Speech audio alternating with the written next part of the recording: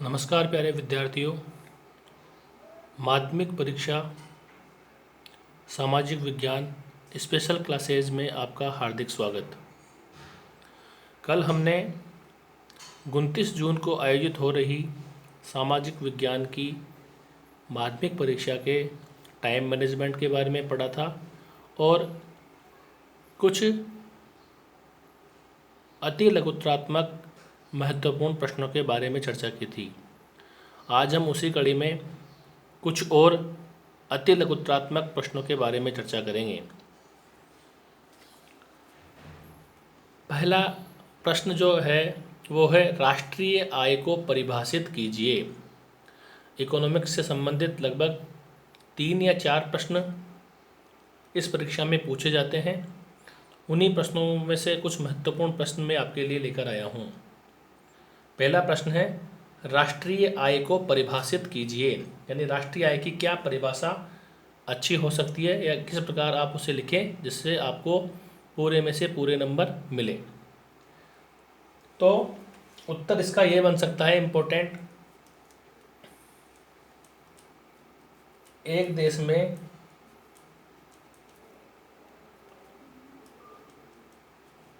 सभी साधनों द्वारा एक वर्ष में उत्पादन प्रक्रिया में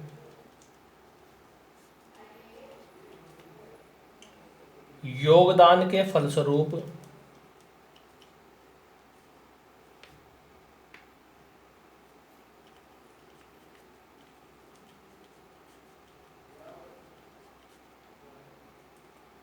अर्जित आय का योग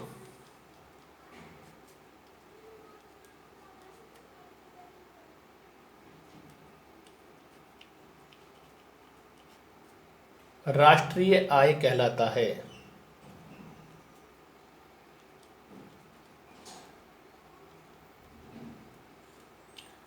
राष्ट्रीय आय की सबसे अच्छी परिभाषा यह हो सकती है, एक देश में सभी साधनों द्वारा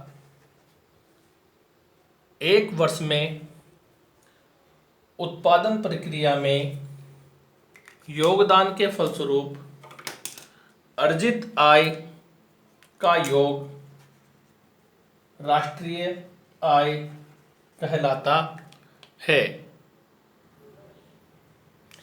प्रश्न नंबर 2, प्रति व्यक्ति आय ज्ञात करने का सूत्र लिखिए।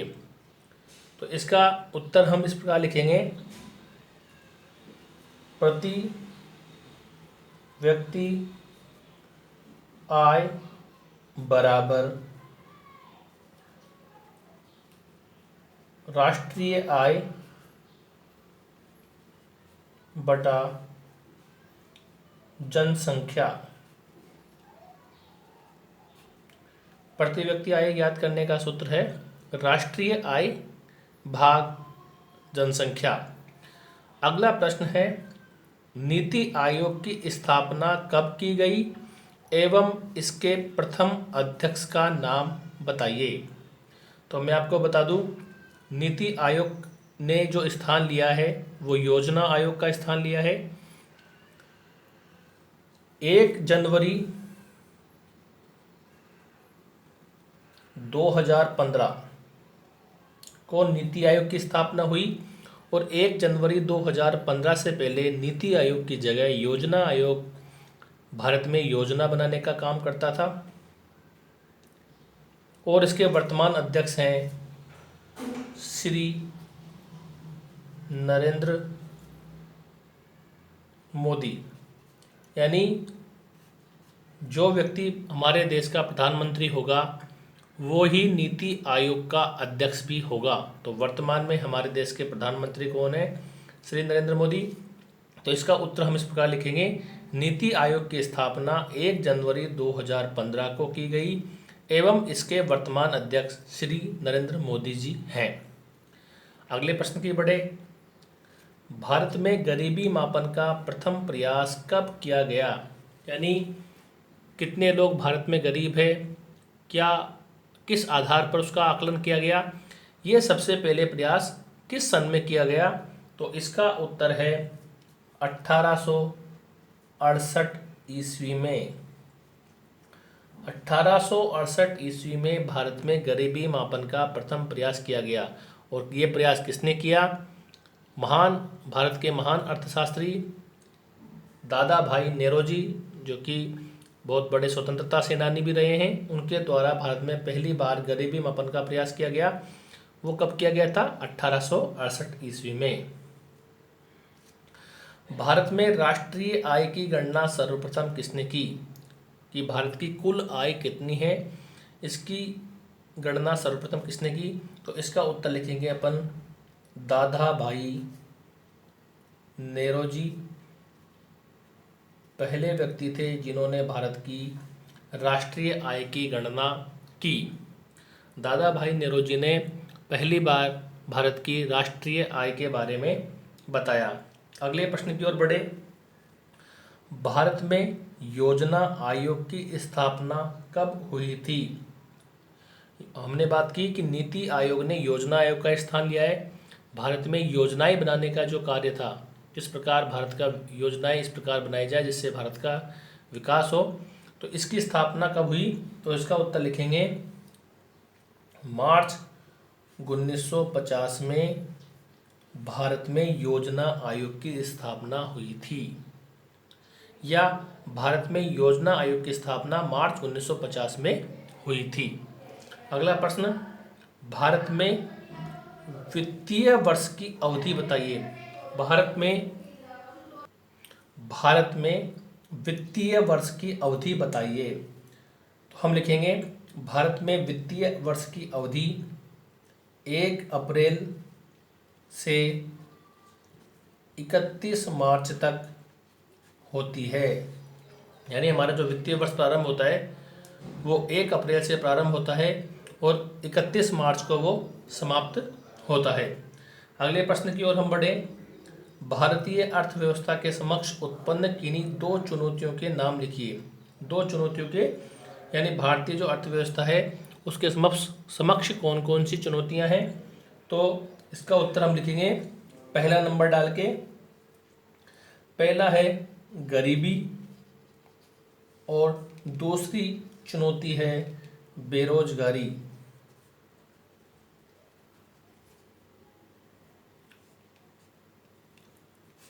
पहला है गरीबी और दूसरा है बेरोजगारी। भारतीय अर्थव्यवस्था के समक्ष उत्पन्न चुनौतियों में पहला गरीबी, दूसरा बेरोजगारी और तीसरा मुद्रास्फीति भी हम इस जगह लिख सकते हैं। अगले प्रश्न की ओर हम बढ़े। भारत में बेरोजगारी दूर करने के कोई 2 उपाय बताइए। भारत में बेरोजगारी दूर करने के कोई 2 उपाय बताइए। तो हम लिखेंगे पहला कारण क्या है? पहला है शिक्षा को रोजगार परक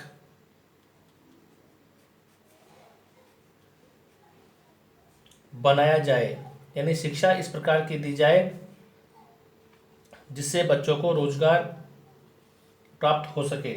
दूसरा है मजदूरी और स्वरोजगार कार्यक्रमों में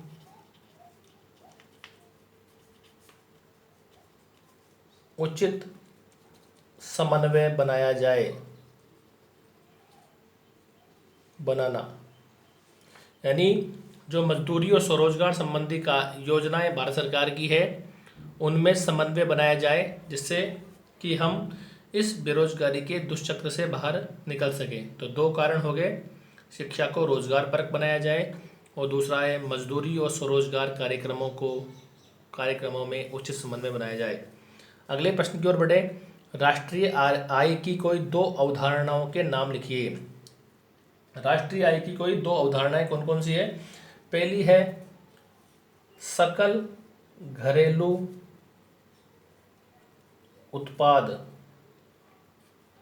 अंग्रेजी में बोलते हैं जीडीपी, ग्रोस डोमेस्टिक प्रोडक्ट। दूसरा है शुद्ध घरेलू उत्पाद NDP, net domestic product. GDP और एनडीपी भी यदि आप लिखते हो तो भी आपको नंबर एक में से एक ही मिलेगा, लेकिन आप सकल घरेलू उत्पाद और शुद्ध घरेलू उत्पाद ही लिखें। अगले प्रश्न की तरफ बढ़े। भारत में गरीबी निवारण हेतु कोई दो उपाय बताइए। भारत में गरीबी निवारण हेतु कोई दो उपाय बताइए। भारत में गरीबी निवारण हेतु कोई दो उपाय बताइए। तो इसका पहला उपाय है जो बताया गया है वो है शिक्षा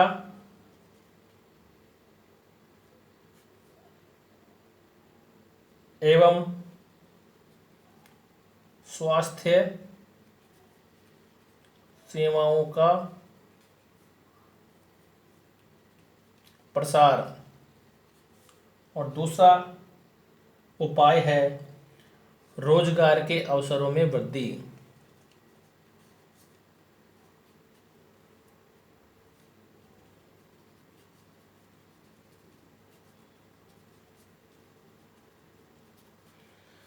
भारत में गरीबी निवारण हेतु कोई दो उपाय। पहला है शिक्षा एवं स्वास्थ्य सेवाओं का प्रसार, दूसरा है रोजगार के अवसरों में वृद्धि। आगे बढ़ते हैं।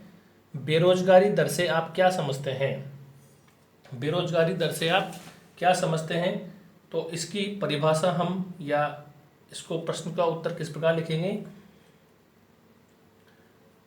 बेरोजगार व्यक्तियों की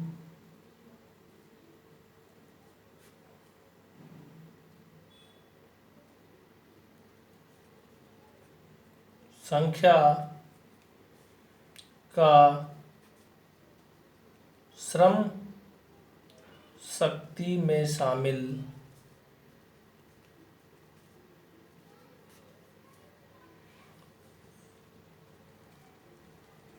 लोगों की संख्या से अनुपात। बेरोजगार व्यक्तियों की संख्या का श्रम शक्ति में शामिल लोगों की संख्या से अनुपात बेरोजगारी दर कहलाता है।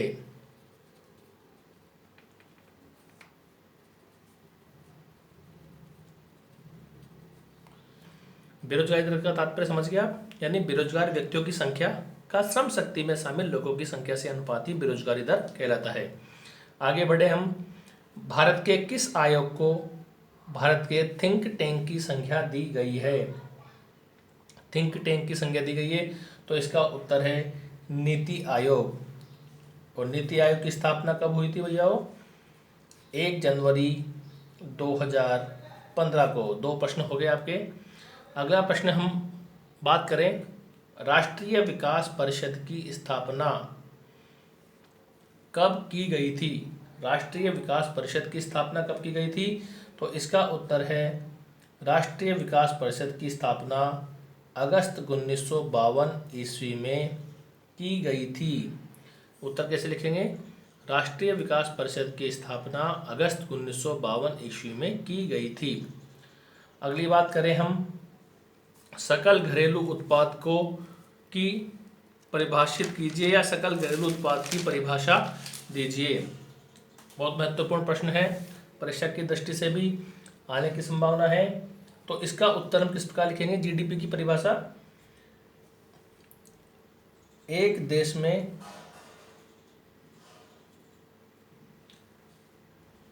घरेलू सीमाओं में एक वर्ष में उत्पादित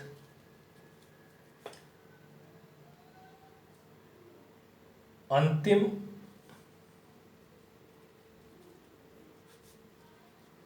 समस्त वस्तुओं और सेवाओं का मौद्रिक मूल्यों का योग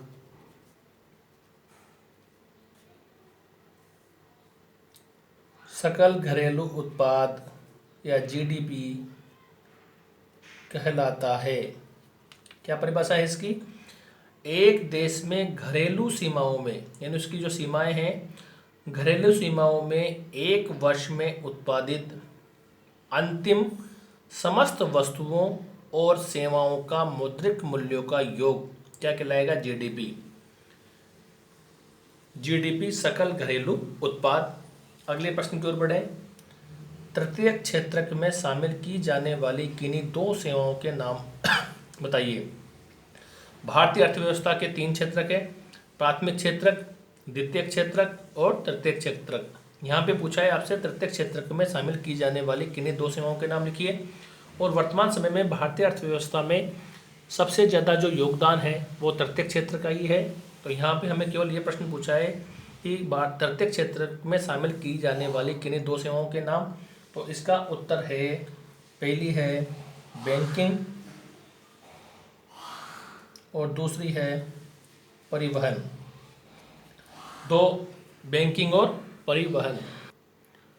अगले प्रश्न की ओर बढ़े हम। केंद्रीय सांख्यिकी संगठन या सीएसओ, सेंट्रल स्टैटिस्टिक्स ऑर्गेनाइजेशन, किस वर्ष से हमारे देश की राष्ट्रीय आय की गणना कर रहा है? यानी हमारे देश में जो राष्ट्रीय आय की गणना का जो कार्य है वो कौन करता है? सीएसओ करता है। दो प्रश्न बन गए। और ये कब से कर रहा है इसकी गणना? 1955 ईस्वी से केंद्रीय सांख्यिकी संगठन भारत देश की राष्ट्रीय आय की गणना का कार्य कर रहा है। दो प्रश्न बन गए कि भारत में राष्ट्रीय आय की गणना कौन करता है? केंद्रीय सांख्यिकी संगठन। और ये केंद्रीय सांख्यिकी संगठन कब से गणना कर रहा है? तो हम लिखेंगे 1955 ईस्वी से। अगले प्रश्न की ओर बढ़े हम। कृषि क्षेत्र में कौन सी बेरोजगारी पाई जाती है? तो इसका उत्तर होगा छिपी हुई बेरोजगारी,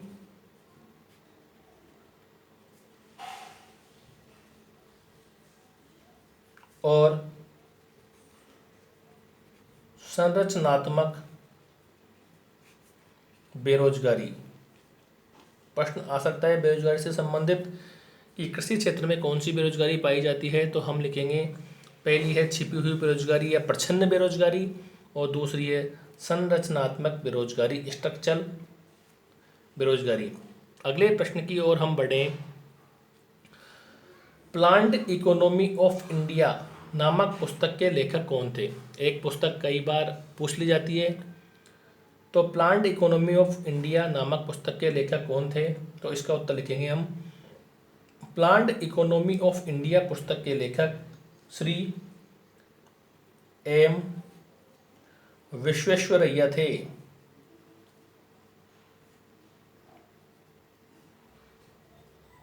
भारत के महान अर्थशास्त्री रहे हैं M Visvesvaraya. Planned economy of India पुस्तक के लेखक कौन थे? एम विश्वेश्वरैया। अगले प्रश्न की ओर बढ़े हम। स्वर्णिम चतुर्भुज राजमार्ग किन नगरों को जोड़ता है? भारत सरकार की एक महत्वाकांक्षी योजना है जो स्वर्णिम चतुर्भुज के नाम से जानते हैं। इसमें भारत के चारों महानगरों को जोड़ने का एक योजना है। तो इसमें दिल्ली, मुंबई, चेन्नई और कोलकाता, इन चारों महानगरों को जोड़ने की जो योजना है, एक बहुत ही महत्वाकांक्षी योजना है जिससे दूरी भी घटेगी, समय भी कम लगेगा। वो योजना है स्वर्णिम चतुर्भुज राजमार्ग योजना, जो चारों महानगरों को जोड़ने का काम करती है। बहुत महत्वपूर्ण प्रश्न है। अगले प्रश्न की बढ़े हम। सीमा सड़क संगठन BRO, border road organisation, BRO की स्थापना कब की गई थी? इसका काम है भारत के जो पड़ोसी देशों की जो सीमा बनती है उन जगह पर रोड इंफ्रास्ट्रक्चर को मजबूत करना, अच्छी सड़कों का जाल बिछाना। इसकी स्थापना कब की गई थी? तो हम उत्तर लिखेंगे सीमा सड़क संगठन की स्थापना 1960 ईस्वी में की गई थी। सीमा सड़क संगठन की स्थापना कब की गई थी? 1960 ईस्वी में इसकी स्थापना की गई थी। तो आज प्रिय विद्यार्थियों, आज हमने अति लघुत्तरात्मक प्रश्न के दूसरे भाग के बारे में चर्चा की और लगभग हमने 42 प्रश्नों जो अति महत्वपूर्ण परीक्षा की दृष्टि से हो सकते थे उनके बारे में चर्चा किए। मुझे आशा है आपको मेरे ये वीडियो पसंद आ रही होंगे। यदि आपको ये वीडियो पसंद आ रहे हैं तो वीडियो को लाइक करें और चैनल को सब्सक्राइब करें, जिससे निरंतर आपके पास वीडियो बिना किसी व्यवधान के पहुंचते रहे। धन्यवाद।